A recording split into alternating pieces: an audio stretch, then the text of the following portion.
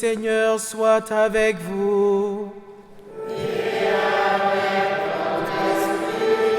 Évangile de Jésus-Christ selon saint Matthieu.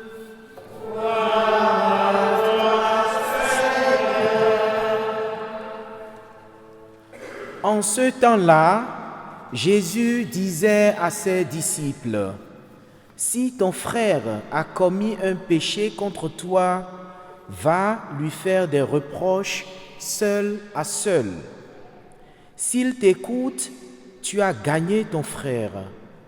S'il ne t'écoute pas, prends en plus avec toi 1 ou 2 personnes afin que toute l'affaire soit réglée sur la parole de 2 ou 3 témoins. S'il refuse de les écouter, dis-le à l'assemblée de l'Église. Considère-le comme s'il refuse d'écouter l'Église, considère-le comme un païen et un publicain. Amen, je vous le dis.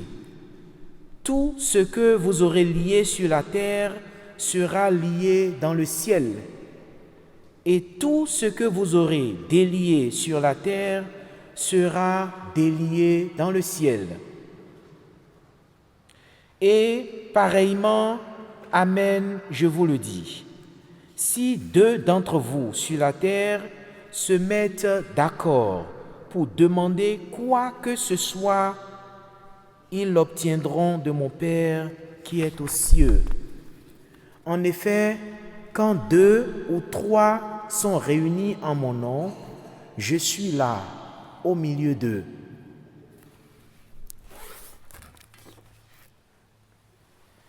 Acclamons la parole de Dieu.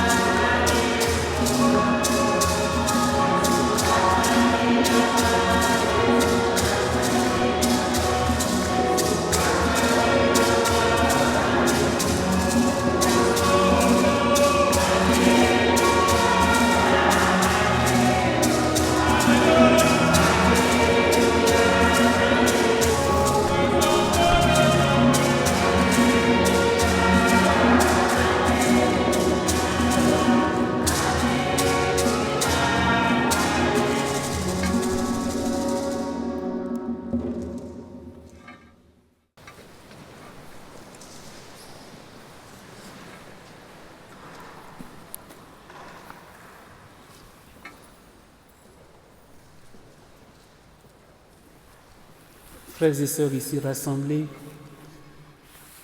au début de la célébration eucharistique, je vous exprimais ma joie d'être avec vous ce soir. C'est une action de grâce qui jaillit de mon cœur, qui jaillit de mes lèvres, en ce moment même où je vous parle. Et le voyage que j'ai effectué est d'abord dans le sens de la reconnaissance et de l'action de grâce. Je voudrais dire merci à Dieu pour le don du sacerdoce, le don des prêtres. Et je voudrais dire merci à Dieu pour les hommes et les femmes qu'il a mis sur le chemin des prêtres, pour les accompagner, pour les suivre, pour leur donner le minimum nécessaire afin qu'ils puissent être en mesure d'accomplir la mission qu'il leur confie. En fait, j'ai voulu partir de mon diocèse pour aller à la rencontre de tous ces prêtres qui ont été envoyés en mission avant que je ne prenne les rênes du diocèse de Porto Novo, et de tous ces prêtres aussi qui sont partis en mission depuis que je suis évêque de Porto Novo. Ça fait 1 an et demi que je suis évêque de Porto Novo et j'ai accueilli cette coopération missionnaire qui se vit entre les églises. Nous avons un certain nombre de prêtres en mission à l'étranger. Et j'ai voulu prendre mon bâton de pèlerin pour aller à la rencontre de ces prêtres-là. J'ai fait un séjour en France pour rencontrer une partie de ceux qui sont en France. Je suis passé par la Belgique et aujourd'hui je suis en Allemagne jusqu'à mercredi prochain où je retourne en France avant de prendre l'avion pour Cotonou vendredi prochain. Je suis allé à leur rencontre pour voir s'ils prient bien et s'ils mangent bien. Et je me rends compte qu'ils prient bien, ils mangent bien. Et je voudrais vous dire merci à vous, qui les aidez à bien prier, qui les aidez à bien manger. On dit bien souvent, ventre affamé n'a point d'oreille. Comment voulez-vous annoncer l'évangile si vous avez le ventre creux? Et je crois que c'est saint Thomas d'Aquin qui a laissé entendre ces paroles, au moins on lui attribue ça. Il faut un minimum de bien-être pour pratiquer la vertu. Donc aujourd'hui, je me trouve ici en Allemagne où il y a 2 prêtres béninois. Et je suis venu à leur rencontre. Je suis venu remercier, saluer le cardinal qui les accueille, les prêtres qui les accueillent et vous, les fidèles qui les accueillez. De façon particulière, je voudrais saluer le Père Dismas pour les dispositions qu'il a prises pour que cette célébration eucharistique ait lieu. Et avec lui, je salue le Père Franck, qui est prêtre du diocèse de Porto Novo. Je n'ai pas grand-chose à vous dire sur Porto Novo, puisque qu'est-ce qu'on peut dire de nouveau des Africains sur l'Afrique? Mais on dit bien souvent que les choses répétées plaisent. Alors, Porto Novo fait partie des 10 diocèses du Bénin. Vous savez, le Bénin se trouve sur la côte ouest, la côte de l'Afrique de l'Ouest, là, entre le Nigeria et le Togo. C'est un petit pays qui fait 112 000 km², 10 millions d'habitants et 10 diocèses. Et le diocèse de Porto Novo est l'un des plus petits en superficie, mais dense en population, puisqu'il est au bord de la mer et on sait que tout ce qui est proche de la mer, quelque part, génère des populations, génère des foules. Et dans ce diocèse, nous avons cette option de la coopération missionnaire. Ce n'est pas parce que nous avons beaucoup de prêtres que nous envoyons des prêtres en mission, mais c'est parce que l'Église est essentiellement missionnaire. L'Église est par essence missionnaire. Je n'attends pas d'avoir beaucoup de prêtres avant de répondre à l'esprit même de la coopération missionnaire.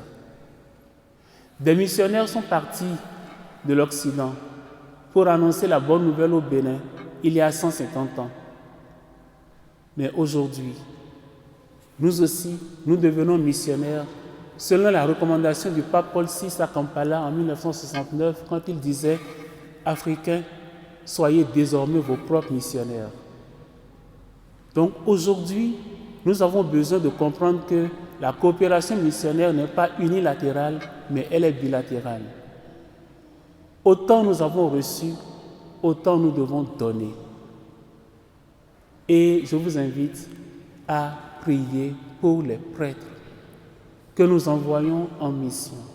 Je vous invite à continuer de les accueillir comme vous le faites, en ouvrant les mains, en ouvrant le cœur, pour que l'évangile soit davantage enraciné. Et je voudrais dire, en écoutant les textes d'aujourd'hui, je me suis dit, le Seigneur nous fait un clin d'œil qu'il ne faut pas négliger. Nous avons écouté les lectures. Et l'essentiel pourrait se résumer en ceci: nul ne peut être chrétien tout seul. Que vous preniez la première lecture, que vous preniez la deuxième lecture, que vous preniez l'évangile, tout se résume en cette phrase-là: nul ne peut être chrétien tout seul. À plus forte raison, quand on est en dehors de son propre pays, vous savez ce qu'est un étranger. Dans le regard de Dieu, dans l'Écriture, il y a 3 personnes privilégiées aux yeux de Dieu. L'étranger, la veuve, l'orphelin. On ne touche pas à ces 3-là dans le plan de Dieu. Dieu les protège. Parce que les 3 n'ont aucun appui, aucun secours, si ce n'est Dieu seul. Alors, quand on se trouve en situation d'étranger, peu importe les motifs, quand on se trouve dans cette situation, on se sent protégé par Dieu. Mais il faut répondre aux exigences des lectures d'aujourd'hui. Cela suppose que l'on soit le guetteur, celui qui veille, le messager chargé de porter la bonne nouvelle à son frère. Nous avons entendu Ézéchiel. Si je dis au méchant tu vas mourir et que tu ne lui transmets pas ce message, c'est toi qui en porteras la responsabilité. Quand on se trouve dans les conditions que nous connaissons, nous avons le devoir d'aller annoncer à l'autre le message que le Seigneur lui transmet. Que ce soit une bonne nouvelle ou que ce soit une nouvelle moins bonne. Et la démarche que l'Évangile nous montre insiste sur l'attention à l'autre, sur la patience, sur la délicatesse de la démarche de la réconciliation. Et en vivant dans cette aumônerie, en célébrant l'Eucharistie dans cette aumônerie, en formant le corps du Christ dans cette aumônerie, nous savons que nous avons une mission les uns envers les autres. Si ton frère a péché contre toi, va lui parler seul à seul. Appelle-le. Parle-lui. Et nous savons que la tentation, souvent, au lieu de faire la démarche vers le prochain, c'est d'aller répandre tout ce qui le concerne auprès des autres. Alors que la démarche première, c'est de le rencontrer, les yeux dans les yeux, et de lui parler. S'il t'écoute, c'est bien. S'il ne t'écoute pas, nous dit Jésus, enclenche une autre démarche. Appelle 2 ou 3 témoins. Échange avec eux. Expose-leur la situation. S'ils ne les écoutent pas, amène-le devant la communauté de l'Église. Là, s'ils n'écoutent pas la communauté de l'Église, ne l'exclut pas, mais c'est que c'est lui-même qui s'exclut de la communauté. Vous voyez la patience qu'il faut. Nous avons besoin d'être patients. Nous avons besoin d'être patients. Nous avons besoin de beaucoup de discrétion pour gérer les différentes situations. Mais sachons que ce n'est pas nous qui gérons les situations, c'est le Seigneur qui gère les situations. Quand il y a des conflits, quand il y a des querelles, demandons la lumière de l'Esprit Saint pour nous aider à faire les démarches nécessaires. Premier niveau, deuxième niveau, troisième niveau. Et avec la grâce de Dieu, nous arriverons à gérer ces différentes situations. Et je voudrais finir par ce que Jésus nous dit un peu plus loin dans l'Évangile. La force de l'unité, la force de la fraternité. C'est vrai, va voir ton frère, parle-lui. Ensuite, appelle 2 ou 3 témoins. Puis, convoque-le devant la communauté de l'Église. Et Jésus dit, quand 2 ou 3 sont réunis en mon nom, je suis là au milieu d'eux. Nous avons besoin d'entraîner les autres dans la prière. Je prie, le Seigneur ne m'écoute pas. J'ai demandé, le Seigneur ne m'a pas entendu. Je n'irai plus à l'église parce que ça ne sert à rien de partir. Je ne prierai plus. Combien de fois cette réflexion n'est pas remontée en chacun de nous? Quand tu veux prier, prie ton Père, bien sûr. Mais tu as besoin aussi d'associer 2 ou 3. C'est-à-dire que la prière, c'est vrai, elle est personnelle, individuelle, mais ma prière, je la vis en relation avec tous ceux qui prient en même temps que moi. Et nous avons besoin de nous entraîner mutuellement dans la prière. Le secret de la prière est là. Si nous voulons être exaucés, associons les autres. Et nous savons qu'il y a différents types de prières. Ce n'est pas d'abord la prière de demande qui est la première. Regardez le Notre Père. Est-ce que tout de suite on commence par dire « Donne-nous aujourd'hui notre pain de ce jour » ? Non. On commence d'abord par la louange. Que ton nom soit sanctifié, que ton règne vienne, que ta volonté soit faite sur la terre comme au ciel, avant de dire « Donne-nous aujourd'hui notre pain de ce jour ». Humainement parlant, quand quelqu'un vient chez vous, la première chose qu'il fait, il vous fait des demandes, qu'est-ce que vous réagissez autrement? Mais s'il vient la première fois, quelques louanges, et puis le jour viendra vous faire une demande, ça va mieux passer. Donc nous aussi, mettons l'accent sur les prières gratuites, spontanées, libres devant le Seigneur. Et ensuite, nous pouvons formuler des demandes. Avant même que nous ne formulions nos demandes, le Seigneur sait ce qu'il y a dans notre cœur. Alors je vous invite aujourd'hui à rester cette communauté soudée, unie dans la prière, grâce à l'accompagnement spirituel que vous trouverez au cœur de cette aumônerie. Et je prie pour que chacun de vous, en rentrant ici, en allant à l'aumônerie, n'en reparte pas sans avoir été satisfait avec la grâce de Dieu.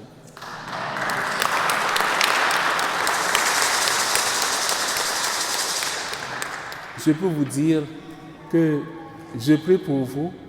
Je sais que vous avez beaucoup de questions sur le Bénin, sur un cas particulier que je n'ose pas évoquer à l'hôtel, sinon ce serait de la distraction. On trouvera l'occasion d'en parler avec la grâce de Dieu. Mais sachez que la parole de Dieu fait son œuvre en chacun de nous. Et ce à quoi nous avons besoin de nous accrocher aujourd'hui, c'est la prière. Et la prière par excellence, c'est l'Eucharistie, telle que nous la célébrons en ce moment. Il n'y a pas de prière au-dessus de l'Eucharistie. Là où Jésus-Christ lui-même a donné sa vie. J'ai été heureux tout à l'heure de voir les demandes de messe. Merci de garder cette tradition-là. Demandez des messes, vous ne le regretterez jamais. Le Seigneur soit avec vous.